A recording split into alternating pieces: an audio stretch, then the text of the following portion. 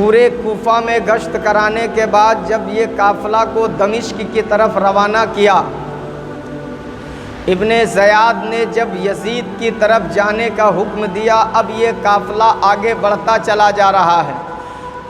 قافلہ کوفہ سے اب دمشق کی طرف روانہ ہوا۔ اب یہ قافلہ کوفہ سے دمشق کی طرف روانہ ہوا۔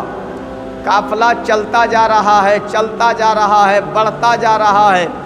اب دن بھر قافلہ چلتے چلتے کچھ دیر چلنے کے بعد قافلہ شام کو ایک جگہ خیمہ لگایا جاتا ہے، روکا جاتا ہے، رات کو ٹھہرتا ہے۔ یہ قافلہ پھر صبح کو روانہ ہوگا۔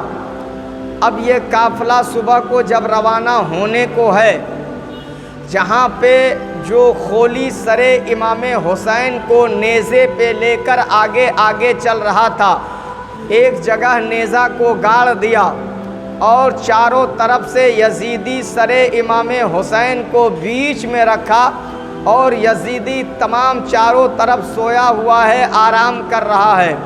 اب سر امام حسین کو صبح خولی نے چاہا کہ اب سر امام حسین جس نیزے پہ ہے اس نیزے کو زمین سے نکالا جائے، اب یہ قافلہ کو آگے بڑھایا جائے۔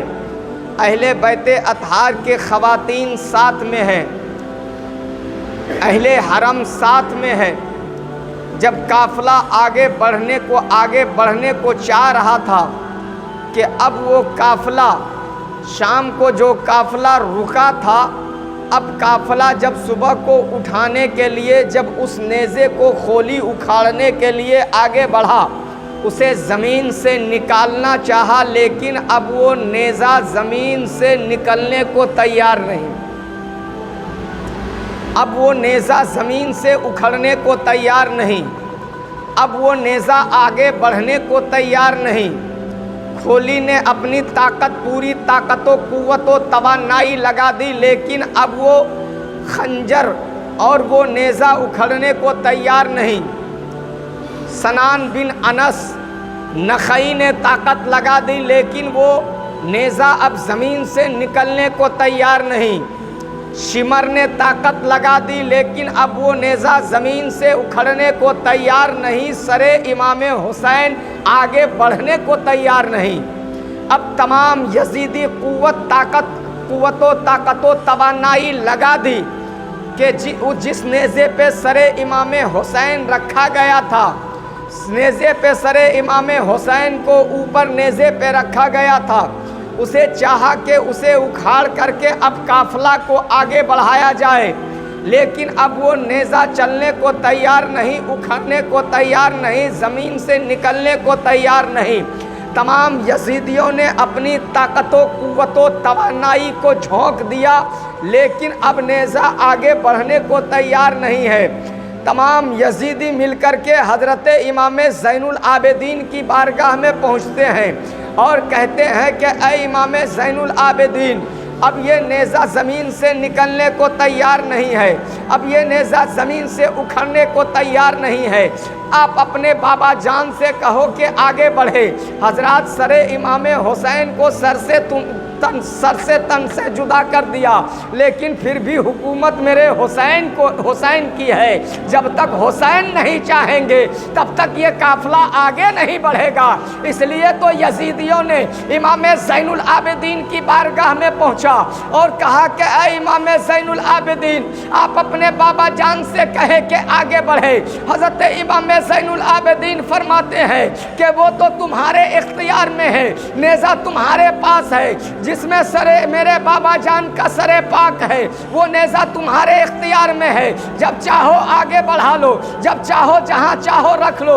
لیکن یزیدیوں نے دم توڑ دیا، اپنی طاقت پہ گھٹنے کو ٹیک دیا اور مجبور ہو کر کے کہتا ہے کہ نیزہ آگے بڑھنے کو تیار نہیں ہے، سر امام حسین آگے بڑھنے کو تیار نہیں ہے۔ حضرت امام زین العابدین فرماتے ہیں کہ تم لوگوں نے پوری یزیدی طاقت کو لگا دیا ہے، لیکن سر امام حسین میرے بابا جان کے سر آگے بڑھنے کو تیار نہیں ہے۔ آخر معاملہ کیا ہے؟ تمام یزیدیوں نے حضرت امام زین العابدین کو تکلیف دینا شروع کر دیا، حضرت امام زین العابدین پہ کوڑے برسانا شروع کر دیا، حضرت زین العابدین کو اذیتیں دینا شروع کر دیا، حضرت امام زین العابدین کو تکلیف میں مبتلا کرنا شروع کر دیا۔ جب حضرت امام زین العابدین اپنے بابا جان حضرت امام حسین کی بارگاہ میں نہیں آتے ہیں بولنے کے لیے، تو تمام یزیدیوں نے کہا کہ اگر آپ نے بابا جان سے نہیں کہا، اگر آپ کا بابا جان کا سر انور آگے نہ بڑھا تو میں اب تک آپ پہ ظلم کر رہا تھا، اب میں اہل حرم پہ ظلم کرنا شروع کر دوں گا، اب میں عورتوں پہ ظلم کرنا شروع کر دوں گا، اب میں بچوں پہ ظلم کرنا شروع کر دوں گا۔ اتنا سننا تھا کہ حضرت امام زین العابدین تڑپ جاتے ہیں، حضرت امام زین العابدین تڑپ جاتے ہیں، حضرت امام زین العابدین آگے بڑھتے ہیں۔ آگے بڑھنے کے بعد فرماتے ہیں بابا جان آپ آگے بڑھتے کیوں نہیں ہو؟ جب تک میرے اوپر ظلم ہو رہا تھا میں برداشت کر رہا تھا، مجھے اذیتیں دے رہا تھا میں برداشت کر رہا تھا، مجھے تکلیفیں دے رہا تھا میں برداشت کر رہا تھا۔ اب تو اس کی آنکھیں اہل حرم پہ پڑ گئی ہے، اب اس کی آنکھیں تو عورتوں پہ پڑ گئی ہے، اب اسے تکلیف دینا چاہتا ہے، اب اسے اذیتیں پہنچانا چاہتا ہے، اب اسے مصیبتوں میں مبتلا کرنا چاہتا ہے۔ بابا جان آگے کیوں نہیں بڑھتے ہو؟ آخر معاملہ کیا ہے؟ آخر معمہ کیا ہے؟ آخر راز کیا ہے؟ سر امام حسین سے آواز آتی ہے، میرے لختے جگر امام اوسط امام زین العابدین، میں آگے کیسے بڑھوں؟ میری بیٹی سکینہ کو ان ظالموں نے جنگل میں چھوڑ دیا ہے، میری بیٹی سکینہ جنگل میں تنہا پڑی ہوئی ہے، ان ظالموں کو ذرا بھی احساس نہیں ہے، میں آگے کیسے بڑھوں؟ میں آگے کیسے بڑھوں؟ اپنی چہیتی لاڈلی بیٹی حضرت سکینہ کو چھوڑ کر میں آگے کیسے بڑھوں؟ اتنا سننا تھا کہ حضرت امام زین العابدین خیمہ اہل بیت کی طرف آتے ہیں اور اہل حرم کی طرف آتی ہے، اپنی پھوپھی حضرت زینب رضی اللہ تعالی عنہ سے فرماتے ہیں، پھوپھی جان ان ظالموں نے حضرت سکینہ کو جنگل میں چھوڑ کر چلا آیا ہے، اس لیے بابا جان آگے بڑھنے کو تیار نہیں ہے۔ اتنا سننا تھا کہ حضرت زینب رضی اللہ تعالی عنہ طرف جاتی ہے، حضرت زینب رضی اللہ تعالی عنہ قافلے سے نکلتی ہے، جنگل کی طرف لوٹتی ہے، آواز دیتی ہوئی جاتی ہے سکینہ سکینہ سکینہ سکینہ، لیکن حضرت سکینہ کو دیکھتی ہے کہ حضرت سکینہ کو ایک ضعیفہ اپنے گود میں نقاب پوش ہے، وہ اپنے گود میں حضرت سکینہ کو لیے ہوئی ہے اور حضرت سکینہ سے داستان کربلا سن رہی ہے، حضرت سکینہ سے کبھی حضرت امام قاسم کی شہادت کے بارے میں پوچھ رہی ہے، کبھی عین و محمد کی شجاعت کے بارے میں پوچھ رہی ہے، کبھی علی اکبر کے بارے میں پوچھ رہی ہے، کبھی علی اصغر کے بارے میں پوچھ رہی ہے، کبھی بابا جان حضرت امام حسین کے بارے میں پوچھ رہی ہے۔ حضرت سکینہ اپنی توتلی زبان سے اس خاتون کو بتاتی جا رہی ہے، داستان کربلا بیان کرتی جا رہی ہے، داستان کربلا بیان کرتی جا رہی ہے۔ جب وہ خاتون سنتی ہے کبھی مسکراتی بھی ہے، کبھی روتی بھی ہے، کبھی آنکھوں سے اشک بار ہو جاتی ہے، کبھی زاروں قطار رونے لگتی ہے۔ سننے کے بعد حضرت زینب رضی اللہ تعالی عنہ پہنچتی ہے اور پہنچنے کے بعد حضرت سکینہ کو اس خاتون سے گود میں لیتی ہے اور لینے کے بعد کہتی ہے خاتون تیرا بڑا شکر گزار ہوں، بڑا تیرا احسان ہے کہ تو نے میری بچی کو سنبھال کے رکھا ہے، تو نے میری بچی کو سنبھال کے رکھا ہے۔ اتنا کہہ کر کے جب وہ خاتون پردہ پوش جانے لگی، نقاب پوش جانے لگی، حضرت زینب نے اس کے دامن کو پکڑ لیتی ہے اور پکڑنے کے بعد کہتی ہے اے جانے والی خاتون ذرا اپنا چہرہ تو دکھا جا، اپنا نام تو بتا جا، آخر کل تاریخ میں مورخ لکھے گا تو آخر کس کا نام پیش کیا جائے گا؟ تو اتنا سننا تھا، وہ خاتون کہتی ہے اپنی بچی کو لے کر چلے جاؤ، لیکن حضرت زینب فرماتی ہے خاتون اپنا نام تو بتا جا، اگر نام نہیں بتائے گی تو اپنا چہرہ تو دکھا جا۔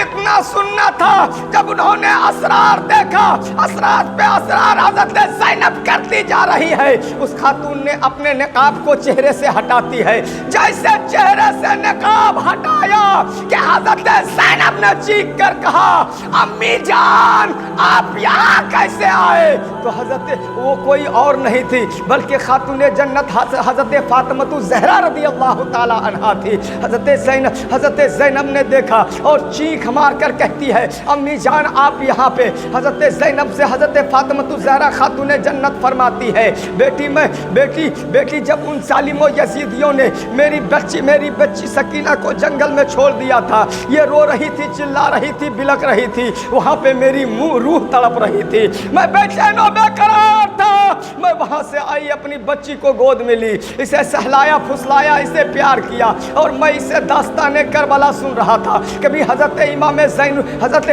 امام قاسم کے بارے میں سن رہا تھا، کبھی اون و محمد کے بارے میں پوچھ رہا تھا، کبھی حضرت علی اکبر کے بارے میں پوچھ رہا تھا، کبھی حضرت علی اصغر کے بارے میں پوچھ رہا تھا، کبھی اپنے شہزادے حضرت امام حسین کے بارے میں پوچھ رہا تھا۔ یہ داستان کربلا بیان کر رہی تھی، میں اس کی زبان سے داستان کربلا بیان کب سن رہا تھا، اور یہ اتنی پیاری زبان میں بول رہی تھی کہ کبھی مسکراہٹ آ رہا تھا، کبھی رونا آ رہا تھا، کبھی میں مسکرا رہا تھا، کبھی رو رہا تھا۔ حضرت زینب سے گفتگو ہونے کے بعد حضرت زینب نے حضرت سکینہ کو گود میں لیا، کی طرف روانہ ہوئے۔ حضرت قافلہ میں حضرت زینب آتی ہے۔ اب جیسے حضرت سکینہ قافلہ میں آئی ہے، اب جب خولی سر امام حسین کے قریب جاتا ہے، نیزے کے قریب جاتا ہے، جیسے نیزہ کو اٹھانا چاہا، اب وہ نیزہ خود بخود اٹھتا چلا جا رہا ہے۔ اب یہ قافلہ آگے بڑھتا چلا جا رہا ہے، دمشق کی طرف روانہ ہوتا چلا جا رہا ہے۔ یہ قافلہ آگے بڑھتا چلا جا رہا ہے، آگے بڑھتا چلا جا رہا ہے، لیکن کسی زمانے میں ایک خاتون تھی جو مدینہ المنورہ میں حضرت خاتون جنت کے یہاں خادمہ رہا کرتی تھی، حضرت خاتون جنت کی لونڈی رہا کرتی تھی۔ حضرت خاتون جنت جب وہ سیانی ہو گئی، جب وہ جوان ہو گئی، جب وہ سن بلوغیت کو پہنچ گئی، تو حضرت خاتون جنت نے اس کی شادی کرا دی، اور شادی کرانے کے بعد وہ دمشق کی طرف روانہ ہو گئی۔ جب دمشق جانے لگی تو حضرت خاتون جنت سے انہوں نے سوال کیا کہ خاتون جنت اب تو میں ودا ہو رہی ہوں، اب میری رخصتی ہو رہی ہے، اب میری بدائی ہو رہی ہے، اگر کوئی نصیحت ہے تو مجھے بتا دو، اگر کوئی نصیحت ہے تو مجھے بتا دو، کوئی نصیحت ہے تو مجھے بتا دو۔ تو حضرت خاتون جنت نے کربلا کے داستان سے پہلے، کربلا کے میدان سے پہلے، امام حسین کی شہادت سے پہلے حضرت خاتون جنت نے بتایا کہ ایک تمہارے گھر سے، تمہارے دروازے سے ایک لٹا ہوا قافلہ گزرے گا اور تمام سروں کو ساتھ میں لے کے چلے گا، لیکن ایک سر کو ظالم اسے نیزے پہ لے کر آگے چلے گا۔ جب تو وہ قافلہ تمہارے نظر سے گزرے تو تم سے جو بن پڑے اس کی بارگاہ میں تم پیش کرنا۔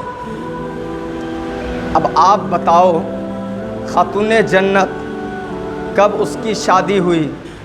شادی کے بعد خاتون جنت کا وصال، ان کا بھی وصال ہوا، مولا علی کا بھی وصال ہوا، اور ابھی کربلا سامنے آیا نہیں ہے، امام حسین کی شہادت ہوئی نہیں ہے، لیکن خاتون جنت نے پہلے بتا دیا کہ تمہارے یہاں سے ایک لٹا ہوا قافلہ گزرے گا جس کا سر نیزے پہ اوپر ہوگا، اگر تم سے جو بن پڑے اس کی خدمت کرنا۔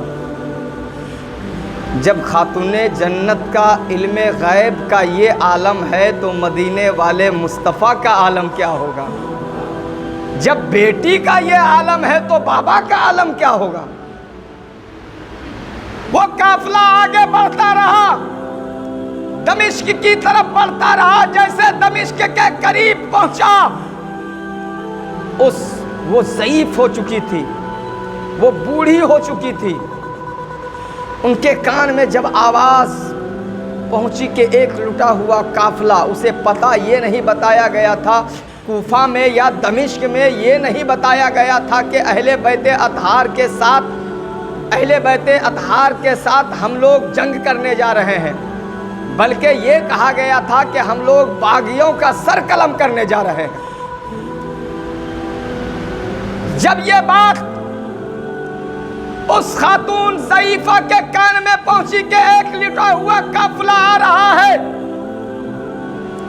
اس میں 19 قیدی ہیں اور ان قیدیوں کو قید کر کے یزید کے پاس لے کر جا رہا ہے، تو اسے حضرت خاتون جنت کی بات یاد آ گئی اور تمام شہداء کے سروں کو لے کر چلا تھا اور سر امام حسین کو نیزے پہ کھولی جو آگے آگے لے کر چل رہا تھا۔ جب یہ قافلہ اس کے قریب پہنچا، اس ضعیفہ راستے میں کھڑی ایک گلاس میں پانی اور سوکھی ہوئی روٹی لے کر کھڑی تھی۔ ضعیفہ راستے میں کھڑی ہے، اسے پتا چلا کہ لٹا ہوا قافلہ آ رہا ہے کربلا سے۔ وہ ضعیفہ گلاس میں پانی ہے، سوکھی ہوئی روٹی ہے، لے کر راستے میں کھڑی ہے، انتظار کر رہی ہے لٹا ہوا قافلہ کا۔ جیسے قافلہ اس کے قریب آیا، یہ ضعیفہ خاتون آگے بڑھتی ہے اور حضرت زینب کی بارگاہ میں پہنچتی ہے اور پہنچنے کے بعد کہتی ہے کہ آپ کہاں سے آ رہے ہو، کہاں جا رہے ہو، تجھے قید کر کے کہاں لے جایا جا رہا ہے؟ کہا میں مدینہ سے آئی تھی کربلا، اور کربلا سے قید کر کے مجھے دمشق لایا گیا ہے، یزید کے پاس لے جایا جا رہا ہے۔ وہ ضعیفہ کہتی ہے مدینہ سے؟ اتنا سننا تھا، مدینہ کی یاد تازہ ہو گئی، مدینہ کی یادیں اسے تڑپانے لگی۔ وہ ضعیفہ کہتی ہے کہ ایک زمانہ تھا کہ میں بھی مدینہ میں رہا کرتی تھی۔ کہا مدینہ میں رہا کرتی تھی؟ تو وہ خاتون ضعیفہ کہتی ہے میرے لال، میری شہزادی یہ تو بتا دے، مدینہ میں خاتون جنت رہا کرتی ہے، مولا علی رہا کرتے تھے، بتاؤ ان لوگوں کا حال کیسا ہے؟ ان کی ایک شہزادی تھی جس کا نام تھا زینب، اور ان کے 2 شہزادے تھے جس کا نام تھا حضرت امام حسن و حسین۔ ان شہزادوں کے بارے میں بتاؤ۔ حضرت زینب سنی، کلپ گئی، رونے لگی۔ کہا کس کے بارے میں پوچھ رہے ہو؟ کہا جب میری بدائی ہوئی تھی، جب میری رخصتی ہوئی تھی، جب میری شادی ہوئی تھی، تو اس وقت سکینہ بڑی چھوٹی تھی اور حضرت امام حسن و حسین دوڑ کود کھیل رہے تھے۔ میں اسے بچپنے میں دیکھا، اس کے بعد میں نے آج تک اسے نہیں دیکھا ہے۔ اتنا سننا تھا کہ حضرت زینب کے آنکھوں میں آنسو آ گئے اور کہا کہ اے بیٹی، ان بچوں کے بارے میں بتاؤ، اس لیے کہ میں نے اسے اپنے گود میں کھلایا تھا، اور میں خاتون جنت کی لونڈی رہ چکی ہوں، خاتون جنت کی خادمہ رہ چکی ہوں۔ ان کے بارے میں بتاؤ، ان کے گھر کے بارے میں بتاؤ۔ اتنا سننا تھا کہ حضرت زینب رضی اللہ تعالیٰ عنہ نے اپنے چہرے سے نقاب کو ہٹاتی ہے اور ہٹانے کے بعد کہتی ہے خاتون کیا تو اس چہرے کو پہچان رہی ہو؟ کہا میری بیٹی، میری نظریں کمزور ہو گئی ہے، میں پہچان نہیں پا رہی ہوں۔ کہا ضعیفہ سنو، جس کے بارے میں تو پوچھ رہی ہے کہ میں نے زینب کو گود میں کھلایا ہے، یہ کوئی اور نہیں ہے جو تجھ سے گفتگو کر رہی ہے، اسی کا نام زینب ہے، مولا علی کی شہزادی ہے۔ اتنا سنی، اتنا سننے کے بعد ضعیفہ کہتی ہے میری شہزادی، ذرا امام حسن و حسین کے بارے میں بتاؤ۔ حضرت زینب فرماتی ہے کہ بڑے بھائی حضرت امام حسن کو ظالموں نے زہر دے کر شہید کر دیا ہے، اور اگر امام حسین کو دیکھنا چاہتے ہو، اگر تمہاری خواہش ہے تو وہ دیکھ، آگے نیزے پر جو سر آگے آگے اوپر چل رہا ہے وہی بھائی جان امام حسین کا سر۔ جیسے اس ضعیفہ نے پلٹ کر سر امام حسین کی طرف دیکھا اور امام حسین کے چہرے کو دیکھا، دیکھنے کے بعد ایک آہ لی کہ جس گلے کو، جس رخسار کو، جس لب کو مصطفیٰ بار بار چوما کرتے تھے، ظالموں نے اسے ہی قتل کر دیا ہے۔ انہوں نے حضرت امام حسین کی طرف دیکھا، ایک چیخ ماری اور گش کھا کر کے زمین پہ گری اور وہیں پہ اس کی روح کب سے انصری سے پرواز کر گئی۔ انا للہ و انا الیہ راجعون۔ یہ قافلہ آگے بڑھتا گیا، بڑھتے بڑھتے جب یہ قافلہ دمشق کے قریب پہنچا تو ایک یزیدی دوڑ کر کے یزید کی بارگاہ میں گیا اور جانے کے بعد کربلا کا داستان سنانے لگا کہ میں نے حسین سے کہا تھا کہ یا تو ہمارے امیر المومنین یزید کی بیعت قبول کر لے یا لڑائی کے لیے تیار ہو جائے۔ تو ان لوگوں نے لڑائی کو پسند کیا اور جیسے صبح طلوع آفتاب ہوا ہونے کے بعد ہم لوگوں نے حملہ کیا اور اس کے خیمے کو آن کے آن میں تباہ و برباد کر دیا اور اس کے خیموں کو جلا کر راکھ کر دیا، اور ان میں سے 19 اہل بیت اطہار کو قید کر کے آپ کی بارگاہ میں لایا جا رہا ہے اور 72 شہداء کے سروں کو آپ کی بارگاہ میں لایا جا رہا ہے۔ اس وقت وہاں پہ ایک صحابی رسول تھے جس کا نام تھا غاز۔ انہوں نے جب سنا کہا یزید تو نے یہ کیا کیا؟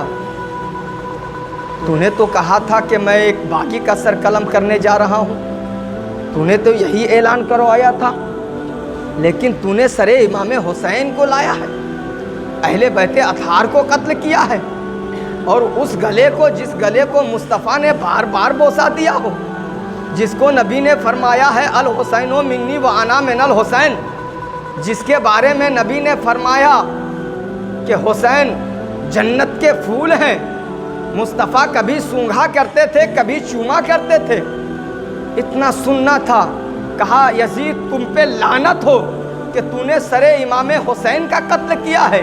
اتنا سننا تھا کہ یزید کہتا ہے اگر تو بوڑھا نہ ہوتا تو میں تجھے بھی قتل کروا دیتا۔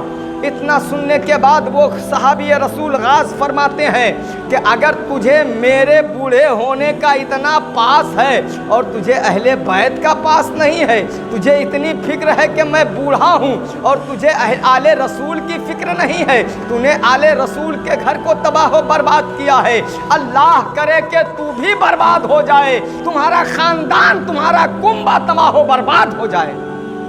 کہا یزید تم پہ تف ہو، تم پہ لعنت ہو کہ تو نے اہل بیت اطہار کو قتل کیا ہے۔ اتنا کہنے کے بعد وہ صحابی رسول وہاں سے نکل پڑتے ہیں، چل پڑتے ہیں۔ جب جانے لگے اب یزید سمجھ گیا کہ مجھ پہ کلنک کا ٹیکا لگ چکا ہے، وہ رونے لگا، لیکن ان کا رونا بھی ایک ناٹک تھا، ایک ریاکاری تھی، عیاری تھی، مکاری تھی۔ وہ دنیا کو دکھانا اس کا مقصد تھا، دنیا کو وہ دکھانا چاہ رہا تھا، یہ بھی ایک دکھاوا تھا۔ اب وہ جو یزید خبر لے کر آیا تھا وہ تو چاہا تھا کہ مجھے انعام و اکرام سے نوازا جائے گا، لیکن اس کے ہاتھ کچھ نہ آیا۔ جو بھی اس کام کو انجام دیا سب بس دنیا اور دنیا کے دولت کے لالچ کے چکر میں، اقتدار کے چکر میں، سلطنت کے چکر میں۔ تو جب یزید مجھے کچھ نہ دیا لعنت بھیجنے لگا اور یزید کہنے لگا کہ او ظالمو تو نے یہ کیا کر دیا، حسین کو میرے سامنے زندہ پکڑ کر لاتے، ہم لوگ آپس میں صلح کر لیتے، باتیں کر لیتے، بات درگزر کر دیتے، تو نے قتل کر دیا۔ یہ اب یزید سوچنے لگا کہ میں نے کیا کر دیا ہے۔ اسی درمیان میں اب تمام قافلہ دمشق کے اندر داخل ہوا اور یزید کے پاس سر امام حسین کو لایا گیا۔ لانے کے بعد یزید نے جب چہرہ امام حسین کو دیکھا تو دیکھنے کے بعد یزید کی زبان سے بے ساختہ یہی نکل پڑا کہ اب بھی حسین کتنے خوبصورت نظر آتے ہیں۔ حسین اب بھی کتنے خوبصورت نظر آتے ہیں. سر امام حسین کو رکھنے کے بعد اب حضرت امام زین العابدین کو بلاتے ہیں اور بلانے کے بعد کہتے ہیں کہ اے زین العابدین آقا حضور اب تو جو ہونا تھا ہو گیا, اب معاملہ رفع دفع نہیں ہو سکتا, اب بات تو جو ہونی تھی ہو گئی ہے, اب آپ کہیں جو حکم کریں ہم حکم مارنے کے لیے, اس کی تعمیل کرنے کے لیے ہم آمادہ ہیں, تیار ہیں. تو حضرت امام زین العابدین فرماتے ہیں کہ ظالم مجھے تجھ سے کوئی امید نہیں ہے, مجھے تجھ سے کوئی امید نہیں ہے. تو انہوں نے اب جب تک وہاں پہ رہے تب تک یزید حضرت امام زین العابدین کو اپنے ساتھ کھانا کھلاتے بٹھاتے رکھتے. یزید حضرت زینب کی بارگاہ میں پہنچتا ہے اور کہتا ہے کہ اے بنت فاطمہ, اے بنت علی, اے دختر امام حسین, اب تو جو ہونا تھا ہو گیا, اب میں کچھ اشرفیہ دے دیتا ہوں, مجھ پہ میرے پاس جو مال و دولت ہے میں آپ کو دیتا ہوں تاکہ بھائی جان کے قتل کے گناہوں کو معاف کر دو. اتنا سننا تھا کہ حضرت زینب کے گفتار میں مولا علی کا تیور نظر آنے لگا. حضرت زینب فرماتی ہے ظالم, راکب دوش پیمبر گلگو کبا حضرت امام حسین کا قتل کا بدلہ تو دولت سے تولنا چاہتا ہے. ظالم تجھے پتا نہیں ہے کہ تو نے کس کا قتل کروایا ہے اور کیا ہے, اور اگر تم نے قتل نہیں کروایا اور نہیں کیا تو پھر روتا کیوں ہے, اور اپنے گھر والوں کو حکم دیا کہ 3 دن تک ماتم کرو, رو. یزید نے حکم دیا, اب گھر کی عورتیں ماتم کرنے لگی, رونے لگی. حضرت زینب فرماتی ہے کہ او ظالموں بتاؤ کہ اگر تم رو رہے ہو امام حسین کے قتل پہ تو بتاؤ میرے بھائی جان کو قتل کس نے کیا ہے, قتل کس نے کیا ہے. اللہ کرے کہ تو ہمیشہ یوں ہی روتا رہو اور ماتم کرتا رہو. اور آج بھی حضرت زینب کی دعا کی اثر ہے کہ آج بھی جو یزیدی ظالم ہے روتا ہوا رہتا ہے, ماتم کرتا ہوا نظر آتا ہے. اگر ہم امام حسین کی محبت میں آنسو بہاتے ہیں تو یہ ہماری محبت اور اس میں دکھاوا اور بناوٹی اور اس میں دکھاوے کی کوئی بات نہیں ہے. لیکن جو ماتم کرتا ہے امام حسین کے نام پر وہ حضرت زینب کی بددعا کی وجہ سے ہے, اور وہ قیامت تک یوں ہی ماتم کرتا ہوا رہے گا. اب حضرت زینب نے جب اسے کہا ظالم تو مجھے میرے بھائی کے خون کا بدلہ پیسے سے تولنا چاہتا ہے, یزید لرز گیا حضرت زینب کے تیور کو دیکھ کر کے. حضرت زینب سے وہ ظالم آتا ہے, پھر حضرت امام زین العابدین سے کہتا ہے کہ حضور آپ کچھ فرمائیں, آپ جو حکم کریں گے میں ماننے کے لیے تیار ہوں. اب وہ سمجھ گیا تھا کہ میرے اوپر بدنامی کا دھبا لگ چکا ہے, اب میں جتنی بھی کوشش کروں اب یہ داغ چھٹنے والا نہیں ہے. لیکن پھر بھی انہوں نے کوشش کی, کہا کہ حضور آپ حکم کریں. حضرت امام زین العابدین فرماتے ہیں کہ ہماری 4 شرطیں ہیں. 4 شرطیں.